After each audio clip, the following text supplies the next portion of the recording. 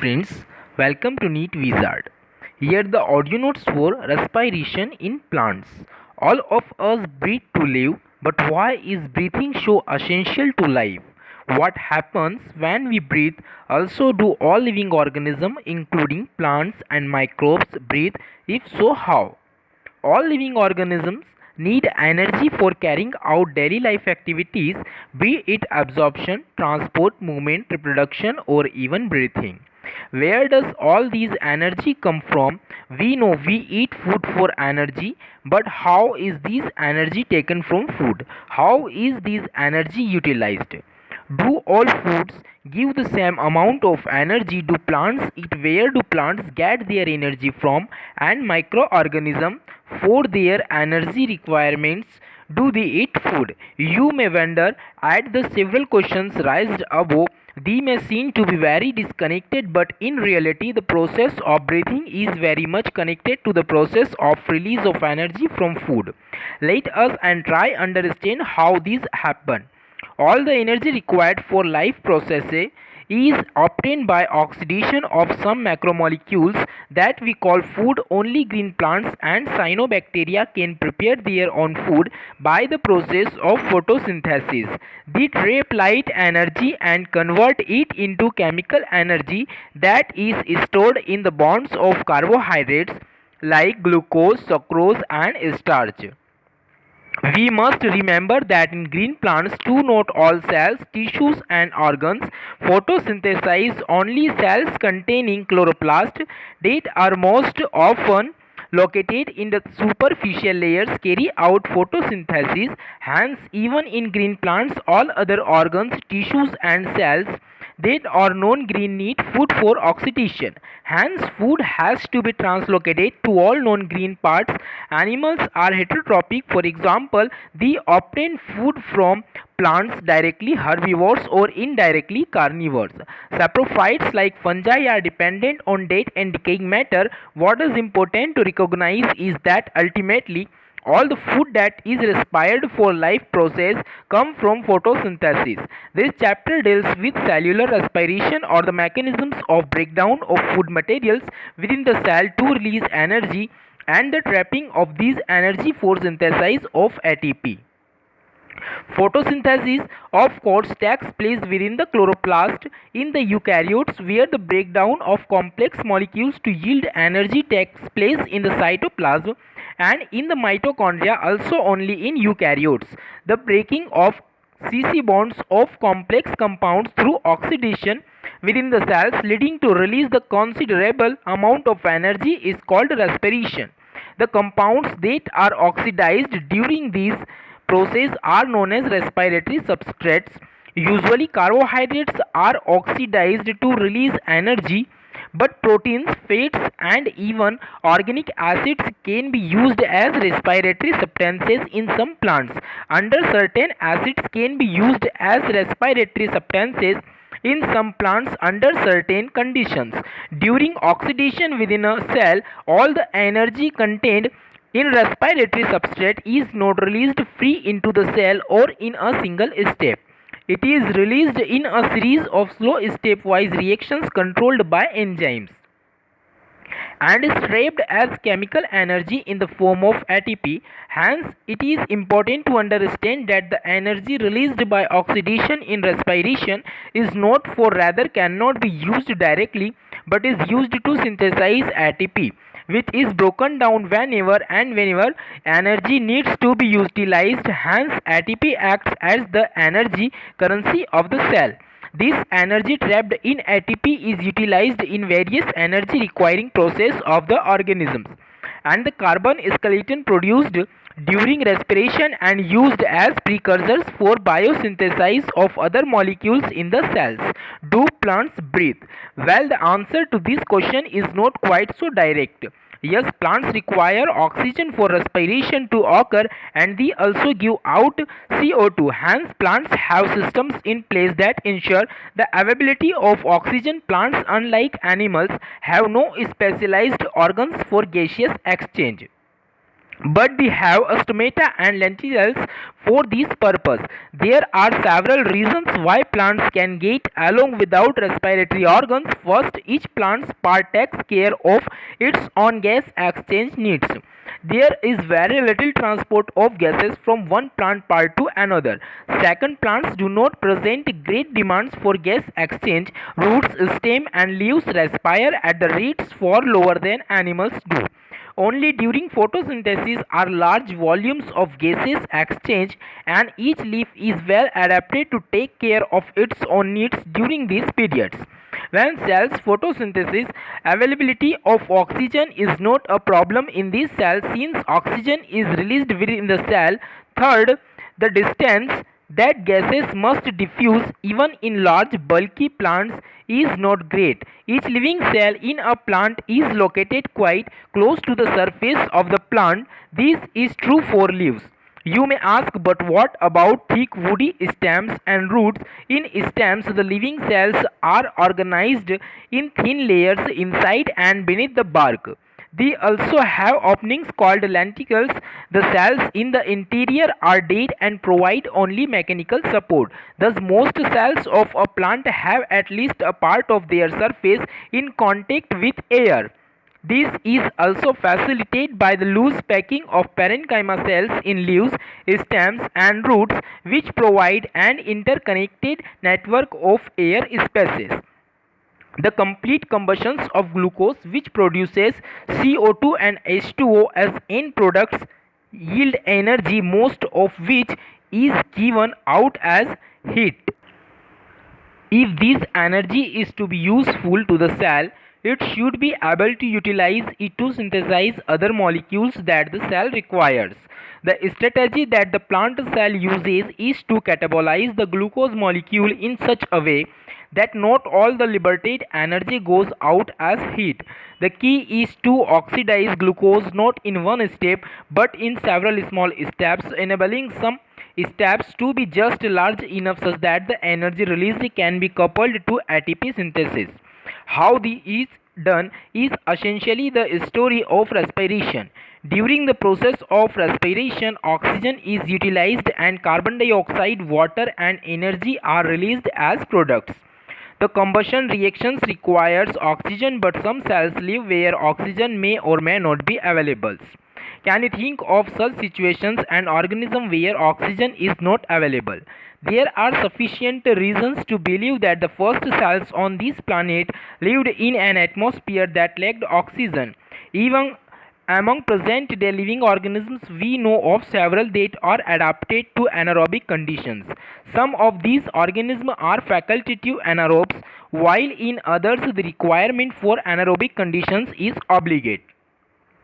In any case, all living organisms retain the enzymatic machinery to partially oxidize glucose without the help of oxygen. This breakdown of glucose to pyruvic acid is called glycolysis. Glycolysis. The term glycolysis has originated from the Greek words glykos for sugar and lysis for splitting. The scheme of glycolysis was given by Gustav Embden, Otto Meyerhof, and J. Parnas and is often referred to as the EMP pathway. In anaerobic organism, it is the only process in respiration. Glycolysis occurs in the cytoplasm of the cell and is present in all living organisms. In this process, glucose undergoes partial oxidation to form two molecules of pyruvic acid. In plants, this glucose is derived from sucrose, which is the end product of photosynthesis, or from storage carbohydrates. Sucrose is converted in the glucose and fructose by the enzyme invertase, and these two monosaccharides radially enter the glycolytic pathway. Glucose and fructose are phosphorylated to give rise to glucose 6-phosphate by the activity of the enzyme hexokinase. These phosphorylated form of glucose then isomerizes to produce fructose 6-phosphate. Subsequent steps of metabolism of glucose and fructose are same. The various steps of glycolysis are depicted. In glycolysis, a chain of 10 reactions under the control of different enzymes taken place to produce pyruvate from glucose. While studying the step of glycolysis, please note the steps at which utilization ATP energy or synthesis of ATP, or in this case of NADH plus or hydrogen, takes place. ATP is utilized at two steps: first in the conversion of glucose into glucose 6 phosphate, and second in the conversion of fructose 6 phosphate to fructose 1,6 diphosphate. The fructose 1,6 diphosphate is split into dihydroxyacetone phosphate and 3-phosphoglyceraldehyde. We find that there is one step where NADH plus and H plus is formed from NAD plus. This is when 3-phosphoglyceraldehyde is converted to 1,3-biphosphoglycerate.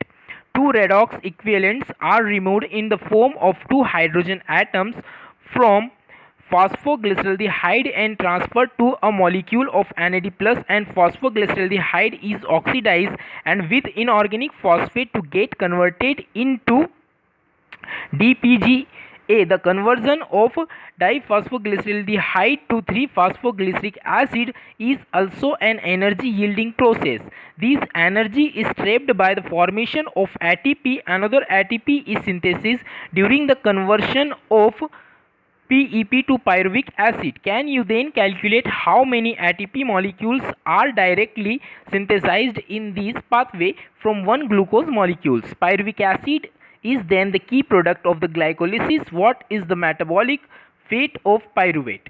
This depends on the cellular need. There are three major ways in which different cells handle pyruvic acid produced by glycolysis. These are lactic acid fermentation, alcoholic fermentation, and aerobic respiration. Fermentation takes place under anaerobic conditions in many prokaryotes and unicellular eukaryotes. For the complete oxidation of glucose to carbon dioxide and H2O, however, organisms adopt Krebs cycles, which is also called as aerobic respiration. This requires oxygen supply. Fermentation. In fermentation, say by yeast, the incomplete oxidation of glucose is achieved under anaerobic conditions by sets of reactions where pyruvic acid is converted to CO2 and ethanol. The enzyme pyruvic acid decarboxylase and alcohol dehydrogenase catalyzed these reactions. Other organisms like some bacteria produce lactic acid from pyruvic acid. The steps involved are shown in figure. In animal cells also like muscles, during exercise when oxygen is inadequate for cellular respiration, pyruvic acid is reduced to lactic acid by lactate dehydrogenase. The reducing agent is NADH plus and H plus, which is reoxidized to NAD plus in both the process. In both lactic acid and alcohol fermentation, not much energy is released. Less than 7% of the energy in glucose is released, and not all of it is trapped as high energy bonds of ATP. Also, the process are hazardous. Either acid or alcohol is produced. What is the net ATP that is synthesized? Calculate how many ATP are synthesized and deduct the number of ATP utilized during glycolysis. When one molecule of glucose is fermented to alcohol or lactic acid, yeast poison themselves to death when the concentration of alcohol reaches about 13%. What then would be the maximum concentration of alcohol and beverages that are naturally fermented? How do you think alcoholic beverages of alcohol content greater than this concentration are obtained? What then is the process by which organism can carry out complete oxidation of glucose and extract the energy stored to synthesize a larger number of ATP molecules needed for cellular metabolism? In eukaryotes, these steps take place within the mitochondria, and these require oxygen. Aerobic respiration is the process that leads to a complete oxidation of organic substances in the presence of oxygen and release CO2, water, and a large amount of energy present in the substrate. This type of respiration is most common in higher organisms. We will look at this process in the next section. Aerobic respiration. For aerobic respiration to take place within the mitochondria, the final product of glycolysis, pyruvate, is transported from the cytoplasm into the mitochondria. The crucial events in aerobic respirations are: The complete oxidation of pyruvate by the stepwise removal of all the hydrogen atoms, leaving 3 molecules of CO2. The passing on the electrons removed as a part of hydrogen atoms to molecular oxygen with simultaneous synthesis of ATP. What is interesting to note is that the first process takes place in the matrix of the mitochondria, while the second process is located on the inner membrane of the mitochondria.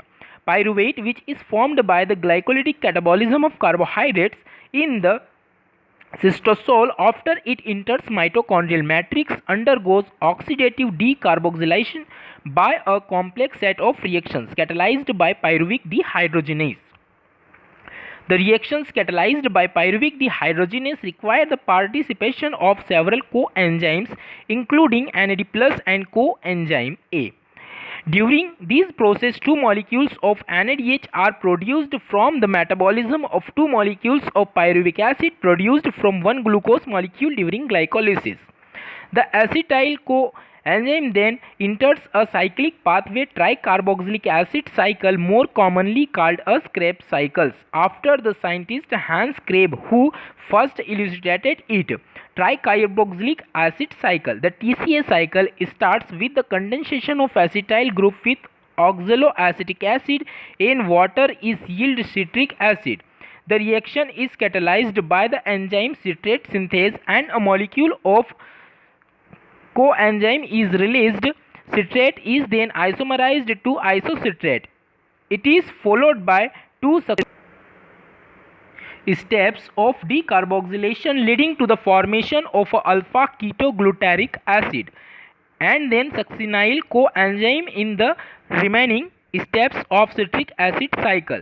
Succinyl coacetyl is oxidized to oxaloacetic acid, allowing the cycle of continue. During the conversion of succinyl coacetyl to succinic acid, a molecule of ZTP is synthesized. This is a substrate level phosphorylation. In a coupled reaction, GTP is converted to GDP with the simultaneous synthesis of ATP from ADP. Also, there are 3 points in the cycle where NAD plus is reduced to NADH plus H plus and 1 point where FAD plus is reduced to FADH2. The continued oxidation of acetic acid via the TCA cycle requires the continued replacement of oxaloacetic acid. The first member of the cycle. In addition, it also requires regeneration of NAD plus and FAD plus from NADH and FADH2 respectively.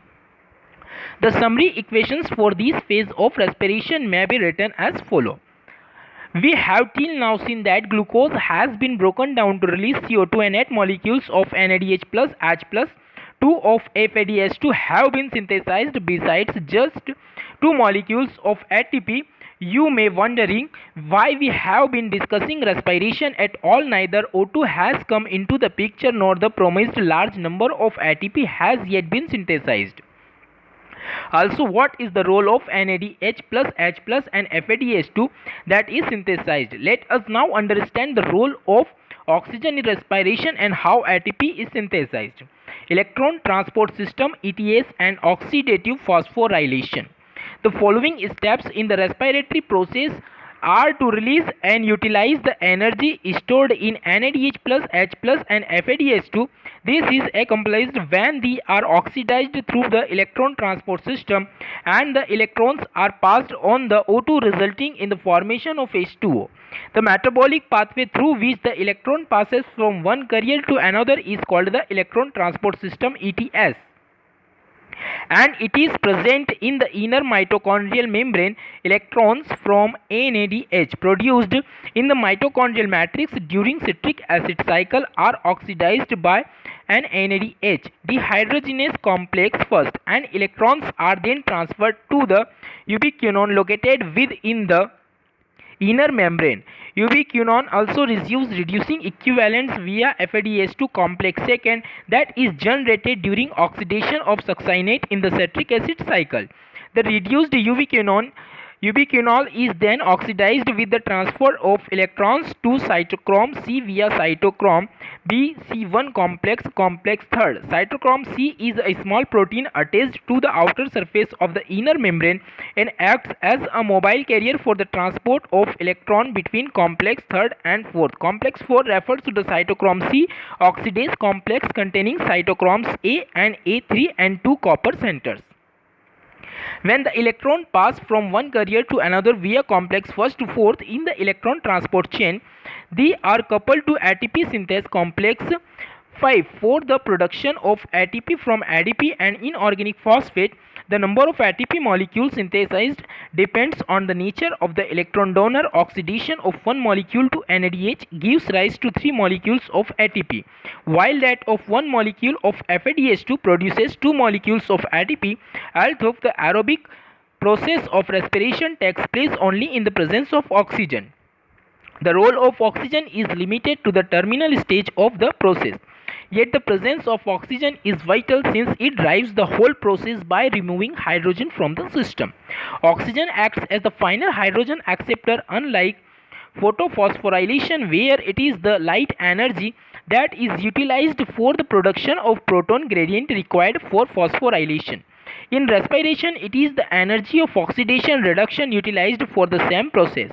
It is for these reasons that the process is called oxidative phosphorylation.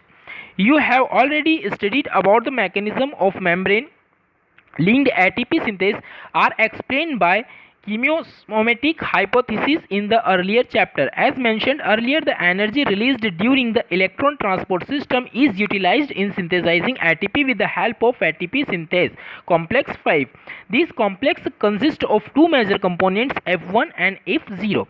The F1 head piece is a peripheral membrane protein complex and contains the site for synthesis of ATP from ADP and inorganic phosphate. F0 is an integral membrane protein complex that forms the channel through which protons cross the inner membrane. The passage of protons through the channel is coupled to the catalytic site of the F1 component for the production of ATP. For each ATP produced, 2H plus passes through F0 from the intermembrane space to the matrix down the electrochemical proton gradient. The respiratory balance sheet. It is possible to make a calculation of a net gain of ATP from every glucose molecules oxidized, but in reality these can remain only a theoretical exercise. This calculation can be made only on certain assumptions that there is a sequential orderly pathway functioning with one substrate forming the next, and with glycolysis, TCA cycle and ATS pathway following one after another. The NADH synthesized in glycolysis is transferred into the mitochondria and undergoes oxidative phosphorylation. None of the intermediates in the pathway are utilized to synthesize any other compounds. Only glucose is being respired. No other alternative substrates are entering in the pathway at any of the intermediary stages.